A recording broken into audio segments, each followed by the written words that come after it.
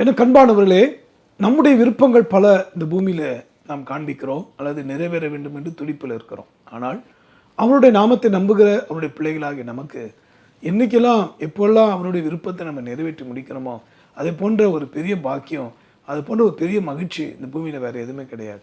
இப்பொழுதும் கூட பேதுருவை குறித்து பல காரியங்கள் நம்ம நினைக்கலாம். ஆனால் அவருடைய ஒரு மீனவர் குடும்பத்தில் பிறந்தவர் தான். ஆனால் தேவனாகிய கர்த்தர் அழைத்த போது வலையெல்லாம் விட்டுட்டு இயேசுநாதர் பின்னாக வந்தார். அந்த அற்புதமான மனிதனை குறித்து ஆண்டு தம்முடைய விருப்பத்தை முதலாவது வெளிப்படுத்தின இடத்தை தான் நம்ம சிந்திக்க போகிறோம். இன்றைக்கி கூட இதே போல் அவருடைய விருப்பத்தை கேட்டு நடப்பீங்கன்னா இதுவரைக்கும் இல்லாத ஒரு ஆசீர்வாதத்தை நீங்கள் பார்க்க போகிறீங்க. இதோ உங்களுடைய புரிதலுக்காக லூக்காவின் புஸ்தகத்தில் 5ஆம் அதிகாரம் 10ஆம் வசனத்தை வாசிக்க கேட்கலாமா? Gospel book of Luke chapter 5 verse 10. சீமோனுக்கு கூட்டாளிகளான செபதேயுவின் குமாரராகிய யாக்கோபும் யோவானும் அந்தபடியே பிரமித்தார்கள். அப்பொழுது இயேசு சீமோனை நோக்கி, பயப்படாதே, இது முதல் நீ மனுஷரை பிடிக்கிறவனாய் இருப்பாய் என்றார். அந்த சீமோனாகிய பேதுரை பார்த்து கர்த்தர் சொன்ன தீர்க்க தரிசனம், பயப்படாது, இது முதற்கொண்டு நீ மனுஷர்களை பிடிக்கிறவர்களாய் மாற்றுவார். என் அன்பானவர்களே, தேவனுடைய விருப்பம் உங்கள் வாழ்க்கையில் என்ன தெரியுமா? நீங்கள் ஆத்துமாக்களை ஆதாயப்படுத்த வேண்டும். அதாவது அழிந்து போகிற ஜனங்களுடைய வாழ்வில் இருக்கிறதான சாபங்கள், பாவங்கள், மனிதராக நம்முடைய வாழ்க்கையில் இருக்கக்கூடிய அருவருப்புகள், தீங்கையெல்லாம் மன்னிக்கவும் அவர்களை பரிசுத்தமாக்கவும் இயேசு கிறிஸ்துவின் ரத்தம் இன்றும் ஆயத்தமாக தான் இருக்கிறது. அவ்விதமான ஒவ்வொரு மனுஷர்களையும் தம்முடைய பிள்ளைகளாய் மாற்றி அந்த நித்திய ராஜ்யத்தில் பங்கடைய இலவசமாய் வாய்ப்பையும் நேரத்தையும் காலத்தையும் இயேசு கிறிஸ்து தருகிறார் என்கிற இந்த நற்செய்தியை சொல்லக்கூடிய பாத்திரங்களாய் நீங்கள் மாறுவது தான் தேவனுடைய விருப்பம். ஆனால் தான் சுவிசேஷத்தை ஆங்கிலத்தில் காஸ்பல் என்று சொல்வார்கள். நான் பொதுவாக அதை எப்படி நான் பேசுவேன் என்றால், go and spell, that is Jesus loves you. போய் சொல்லுங்கள், இயேசு உங்களை நேசிக்கிறார்.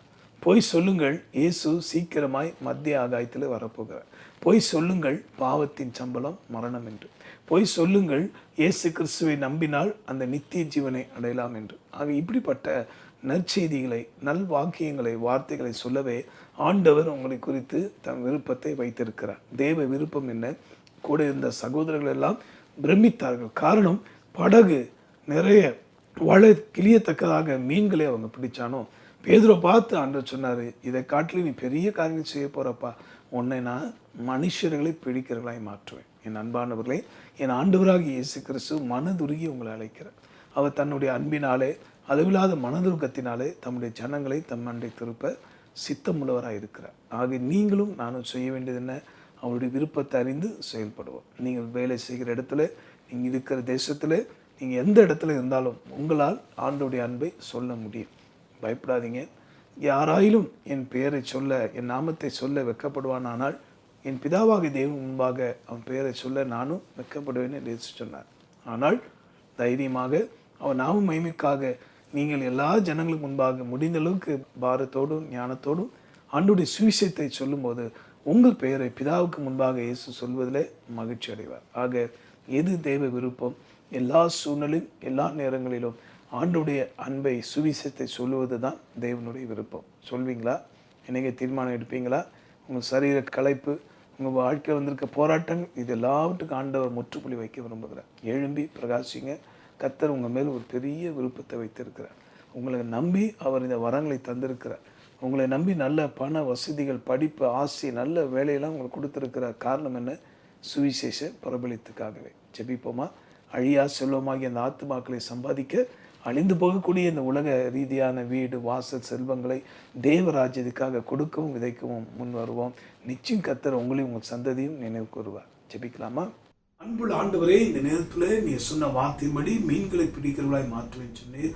அதை பார்க்க மனுஷர்களை பிடிக்கிறாய் மாற்றுவேன் சொன்னீர். அப்பா, இந்த நாளிலே இந்த வார்த்தையை கேட்டு அவர்கள் எந்த இடத்துல, எந்த ஊரிலே, தேசத்தில், நகரம், பட்டணத்தில், கிராமத்தில் பணியாற்றினாலும் அழிந்து போகிற ஆத்துமாக்களை குறித்த கருசனை, பாரம் ஒவ்வொருடைய இதயத்தில் வையும். அப்பா, உம்முடைய விருப்பத்தை செய்வதுதான் அனுதின போஜனம் என்பதை இயேசு உணர்ந்து, பிதாவே உம்மை மகிமைப்படுத்தினது போல உம்முடைய பிள்ளைகளாகிய நாங்கள் எப்போதும் உம்மை மகிமைப்படுத்த கிருபை பாராட்டும். விசேஷமாய் தங்கள் பணத்தால், படிப்பு, ஆசி, அந்தஸ்தால், நல்ல வேலையால் இன்னும் உடைய ராஜ்யத்தை கட்ட, சுவிசேஷ பாரத்தோடு பணியாற்ற, செயல்பட, எழும்பிட ஒவ்வொரு பிள்ளைகளுக்கு கிருபை தாரும். அப்பா, உங்களுடைய விருப்பம் என்ன என்பதை புரிந்து கொண்டு வாழ கற்றுத்தாரும். ஜெபத்தை கேட்டீரே நன்றி. இப்போதும் ஒவ்வொருக்குள்ளேயும் இந்த ஆத்ம பாரம், சுவிசேஷ பாரம் பெருகுவதற்கு ஸ்தோத்திரம். சுவிசேஷத்துக்கு தங்களை அடைத்து கொண்ட அல்லது செயல்படாதபடி ஆண்டவரே முடமாய் கிடக்கிற சபைகள், ஸ்தாபனங்களை எழுப்பும் ஆண்டவரே. திரும்ப அவர்களை எடுப்பித்து கட்டும் ஆண்டவரே. ஆசீர்வதி. மீட்பர் மூலமாக ஜெபிக்கிறோம் நல்ல பிதாவே, ஆமென். அன்பானவர்களே, இந்த light of the world ministry தரிசன பாரம் நிறைந்து மனுஷர்களை பிடிக்கிற, அதாவது ஆத்மாக்களை ஆதாயம் பண்ணுகிற திருப்பணியை தீவிரமாய் செய்கிறபடினாலே இந்த நல்ல ஊழியத்துக்காக ஜெபிக்கவும் தாங்கவும் மறக்க வேண்டாம். கர்த்தர் உங்களையும் உங்கள் குடும்பத்தை ஆசீர்வதிப்பாராக. ஆமென்.